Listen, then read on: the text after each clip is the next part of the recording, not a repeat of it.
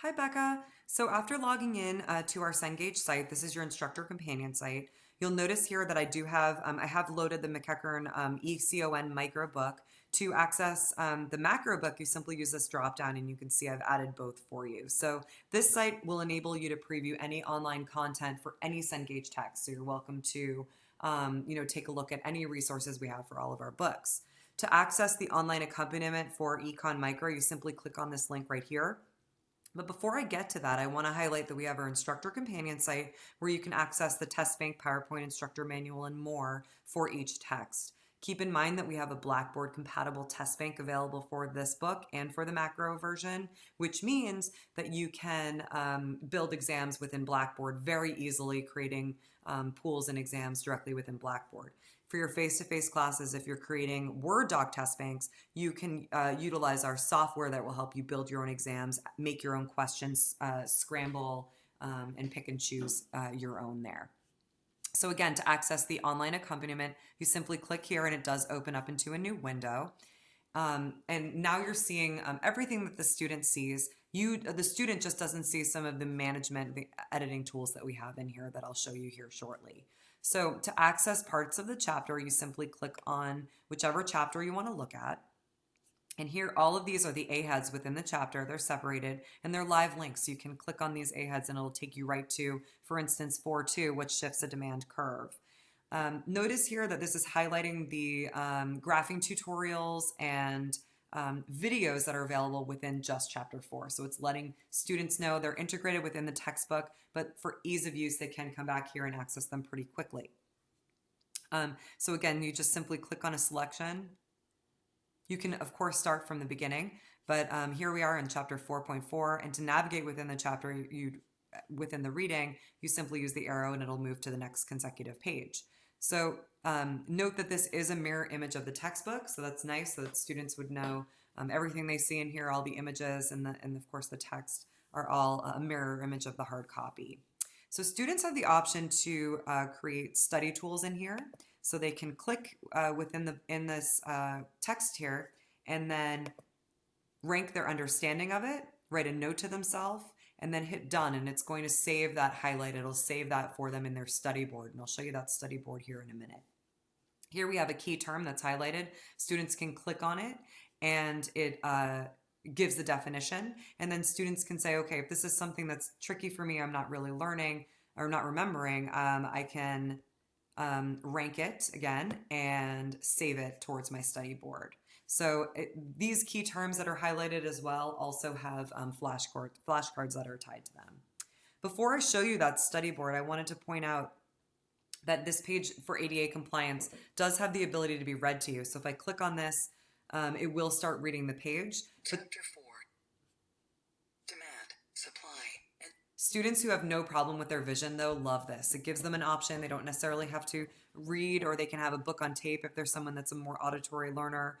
They can take it with them. Because this is accessed fully on their devices, students have often opted to take this, to be played in their cars. So they have the option to kind of have ECON online with them and have the book with them wherever they go. So that's pretty nice.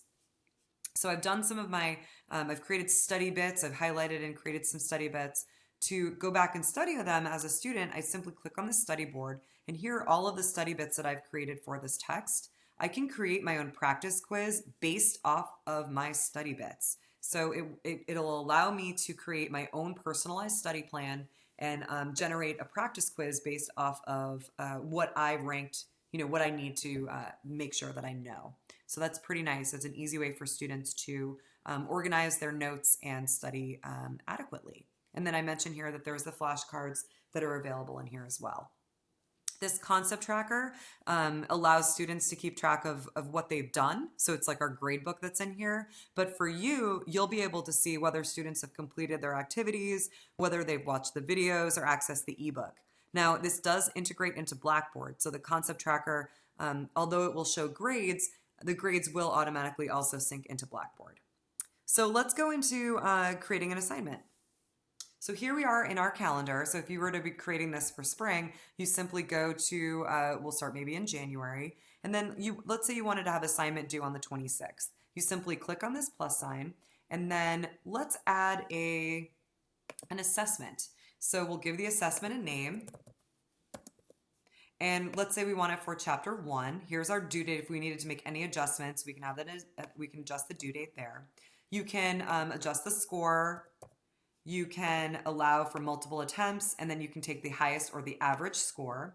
You have the option to say choose for me. So that means that we'll make this 25 questions since we made the quiz worth 25 points. But now it's picking out of a pool of 150. So since I set this as having 3 attempts, that means my first attempt as a student would choose a random 25 sampling out of the 150 pool.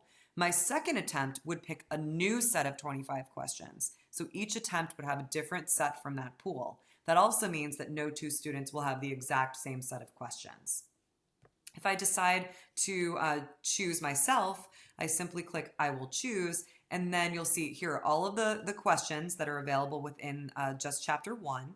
You can create your own pool here, and then you have the ability to filter. So you can filter by multiple choice, true, false, some Bloom's taxonomy, and difficulty level as well. But then you can choose by concept. So these are, of course, specific to each chapter. So you can say, okay, I only want to look at a few of these and then apply that filter, and then it'll filter out the ones that you didn't want. So now we've got a much shorter sampling of questions here.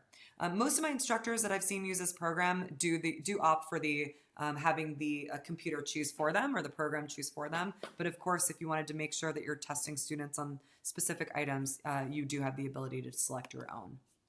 I also created, before this, I created a link to a reading. So what I did here was I created an assignment, and I'll show you how I did that. I'm going to press the plus sign. I just selected chapter content. And so maybe I wanted my students to read, chapter 2 before they came into class. So I'm going to select chapter 2.